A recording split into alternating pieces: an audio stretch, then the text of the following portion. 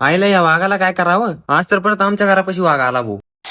आज ना सकाळी उठले उठले वावरात आलतो. पप्पा म्हणाले होते मोटर चालू करून भुईमुगाला पाणी भर, पण परत त्यांनीच कॅन्सल केलं. म्हणे खत आणून खत टाकावं लागल. मग घरी आलो आणि या बिचाऱ्याला काही दिवसापूर्वी वाघाने पकडलं होतं. तेव्हा तर त्याला परमान पण हलवता येत नव्हती. आता जरा जखम बरी झाली तेव्हा त्याला बरं वाटत असेल. मग शेळ्या सोडून त्यांना थोडासा चारा टाकला आणि हा आपला डोंगर. एक दिवस जाऊ बर का त्याच्यावर. मग गाडी काढून निघालो दुसऱ्या मळ्यात. कांदा लागवड केल्यापासून मी तर इकडे आलोच नव्हतो. मग कांदा वगैरे बघून आपल्या मळ्यातल्या मंदिरात आलो. तुम्ही म्हणशाल किती कचरा आहे होते यावर. हा कचरा नाहीये, बेलाच्या झाडाची पानं आहेत. पण तरी साफसफाई केली आणि त्याच्या शेजारी चिंचाचं पण झाड आहे. मग आठवलं दीपक म्हणला होता येताना चिंचा घेऊन ये. मग पटकनी झाडावर चढलो. मस्त मोकर चिंचा होत्या भाऊ. मग काय पटापट चिंचा तोडायला सुरुवात केली आणि जर का इथून पाय घसरून पडलो तर डायरेक्ट खाली विहिरीत. पोहता पण येत नाही बाबा. खेसाभर चिंचा तोडून निघालो परत घरी. कोणाला जर चिंचा पाहिजे असेल तर बिंदास आपल्या मनातून घेऊन जा. घरी येऊन चिंचा काढून ठेवल्या. मस्त पैकी ऑरेंज संध्याकाळ झालती. मग रात्रीचं मस्त झोपून मोबाईल बघत होतो. बाहेर मोकर आपलं कुत्र भुकत होतं. आमचं घर गावाच्या बाहेर आहे आणि एकटंच आहे, त्यामुळे आमच्या इथे सारखा वाघ येत असतो. घराच्या शेजारी गिनीगावत आणि गहू आहे, त्यामुळे वाघ आलेला दिसत पण नाही. कुत्र्यांना वास आल्यावर तेच भुकत असतात. एकदा तरी या बिचाऱ्याला मरण्याच्या तावडीतून सोडवलंय, पण तरी तो घाबरत नाही.